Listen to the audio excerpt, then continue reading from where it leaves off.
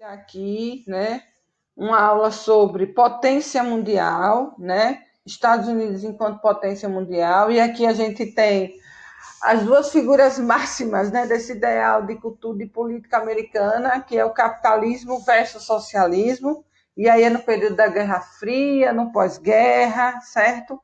Os Estados Unidos ele começa a se tornar potência mundial a partir da sua marcha para o oeste, quando ele consegue anexar os territórios mexicanos ao seu território, né? Comprados a preço de banana, mas há quem diga que foi usurpado. E aí você tem territórios na América Latina, né? Anexados, né, ao poderio norte-americano, sobretudo por conta das suas multinacionais. E aí você tem a mão de obra barata. Mais de perto vocês têm as maquiladoras do México, né? Lembrando que os latinos é quem ajudam a construir, manter rica a política americana econômica, certo? Mesmo com contraversão desta política vigente de Donald Trump, tá? E como é que isso, de alguma maneira, professora, fica muito evidente? Olha como é visto o mundo para os Estados Unidos, né? E aqui eu venho para a Ásia para falar com vocês que o território do Oriente Médio é visto como uma área de petróleo e de guerra principalmente porque fornece o seu exército, mas aí o que é que ele faz em contrapartida, sobretudo porque aqui tem governos ditatoriais, e aí esses governos, de alguma maneira, ele mantém relações diretas, né, com o governo norte-americano, mas aí ele faz uso do petróleo, né? Petróleo esse que é de extrema necessidade, né, para a industrialização norte-americana. Você tem a fábrica da Nike e da Microsoft, que é justamente essa entrada de multinacionais. E aí a gente precisa alinhar algumas questões. De que maneira, professora? Eu estou dizendo que essas áreas aí, elas são áreas que vai influenciar na dinâmica econômica, porque as multinacionais, elas buscam mão de obra barata, e aí tem muita mão de obra barata, né? Então, essas indústrias norte-americanas, elas vão para lá porque precisam da matéria-prima e da mão de obra barata, e aí fomentam a sua economia alinhada a esses países que são mais pobres, né? Bêbados e derrotados, porque a Rússia, né, no período da Guerra Fria, tem o seu embate com relação ao socialismo, né? Em contrapartida ao que os Estados Unidos prega que é o capitalismo, beleza? A África, né, é uma área que aqui não é existente, mas essa área de diamantes que é muito importante também para a dinâmica econômica, né? Então, observe que, assim, existem lugares no planeta que é visto, de alguma maneira, como uma força motriz para fomentar a maior economia do planeta, né? Hoje, o acirramento geopolítico econômico é com a China, segunda maior economia do planeta. Vamos para cá. Estratégias políticas do século XIX. Gente, ó, aqui é uma doutrina de Morin, né? Que fala que é o quê? América para os americanos. Mas o que seria isso, professora? América para os americanos a curto prazo quer dizer o quê? E para ficar bem claro, que toda a América ia ser pertencente aos Estados Unidos, certo?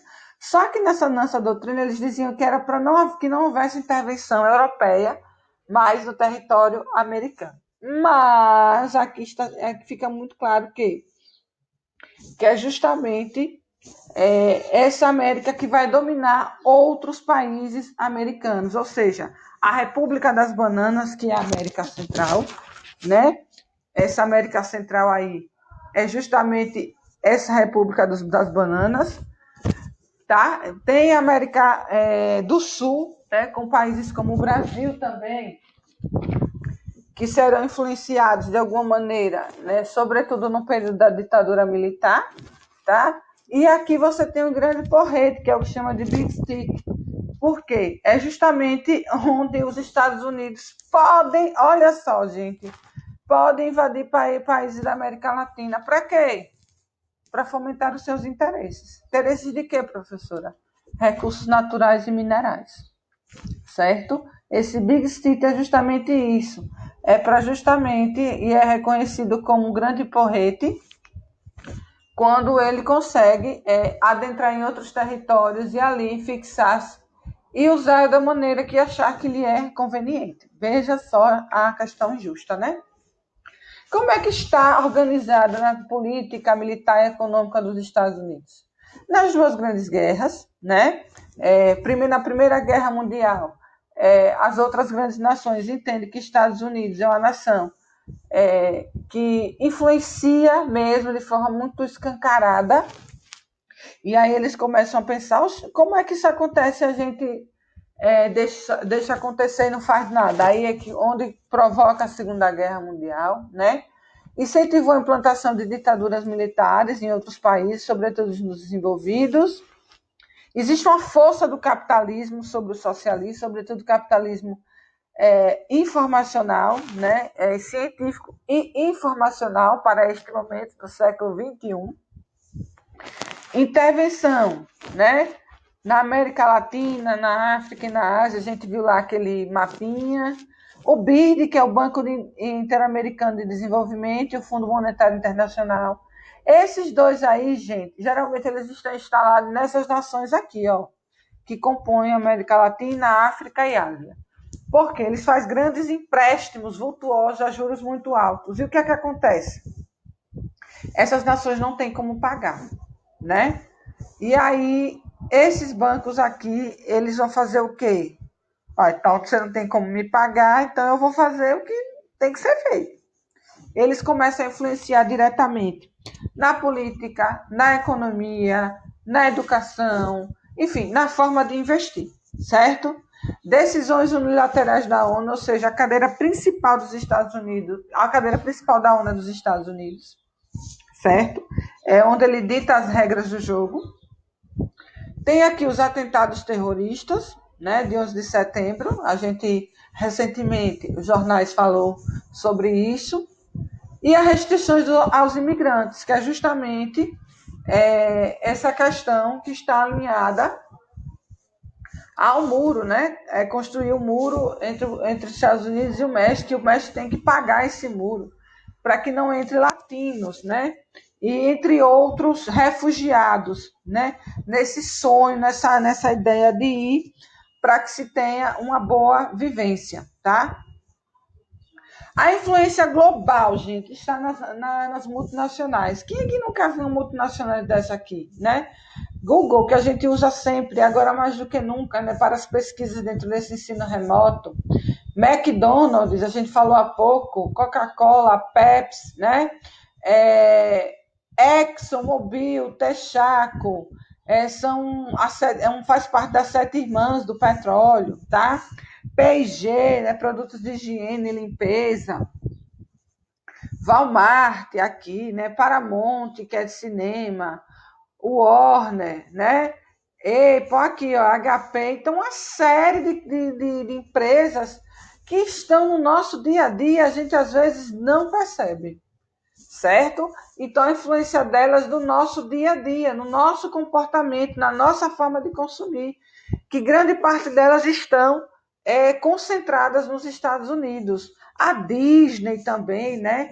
As crianças, os adolescentes que têm vontade de ir para a Disney, né? Para realizar esses sonhos, para ver esse mundo mágico, esse encantamento. Então, os Estados Unidos têm esse poder, minha gente, de alguma maneira, de influenciar no comportamento. Isso faz parte do PIB, né? Dessa questão do PIB. E aí você tem esse financiador, né, dessas grandes empresas em outras nações, que a gente já viu aqui, o Fundo Monetário Internacional e o Banco Interamericano de Desenvolvimento, certo? Coloquei aqui o Capitão América, porque eu falei para vocês na cultura americana que o ideal desse Capitão América, para além da tecnologia, porque perceba que ele é todo transformado, né? Esse escudo aqui não é o acaso, é o escudo de defesa, ele funciona como uma defesa, ou seja, essa ideia de super-heróis, de defender a sua nação de tudo e de todos que vierem confrontá-la, né? Então, isso é o que garante, né, a questão do armamento, a presença militar, sobretudo em quase todas as nações, certo?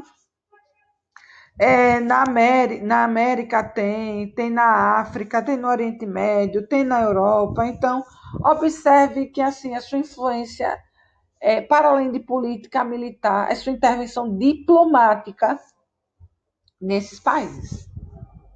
E aqui eu coloco para vocês que o investimento é de 700 bilhões em armamentos, exército e tecnologia.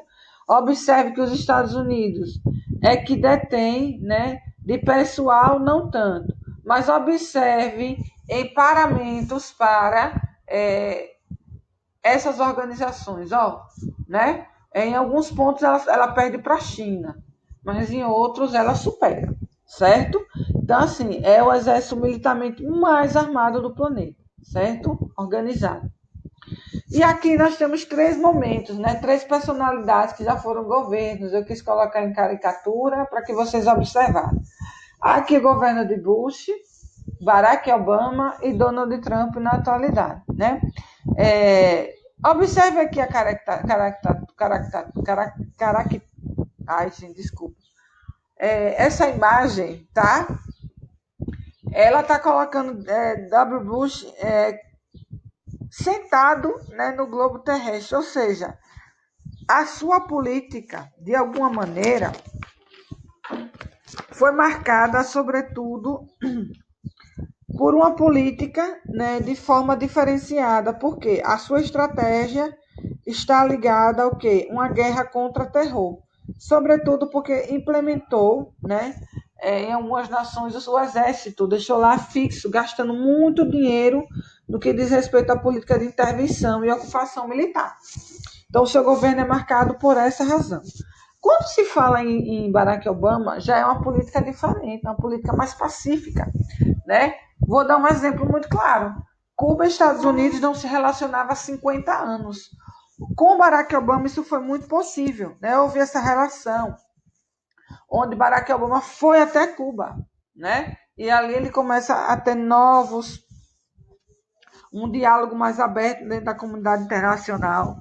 É uma política mais pacífica, onde ele retira o exército de algumas nações que estavam, de alguma maneira, dizendo que estava protegendo. Ele tira esses cidadãos e volta para suas casas, volta para suas famílias.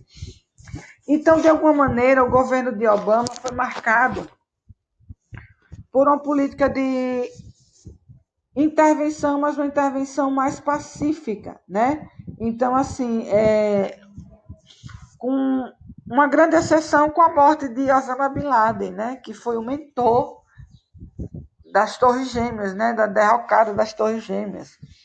Mas, mesmo assim, ele controlou, de alguma maneira, esse investimento tão alto em exército, tá?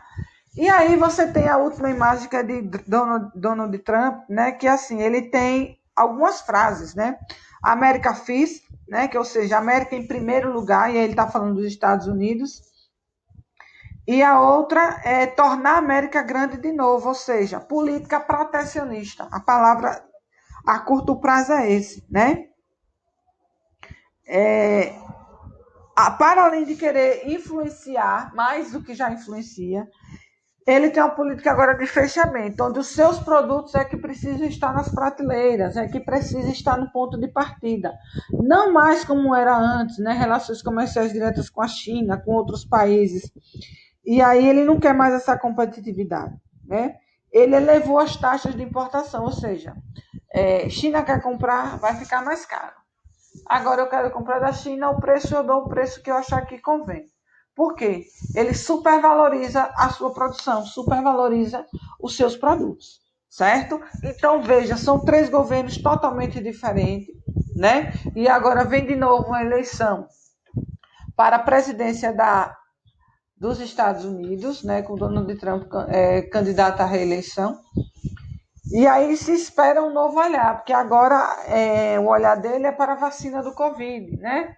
Para quem vai conseguir essa vacina. Então, observe bem essas últimas informações, porque são situações antagônicas aos comportamentos, né? Porque assim, esse sonho de que os Estados Unidos, todo mundo tem uma boa qualidade de vida, não existe pessoas miseráveis, não é assim que funciona, né? É uma nação que segrega, É uma nação cara de alguma maneira, né? Porque assim, a qualidade de vida ela é alta, né? O custo de vida ele é alto.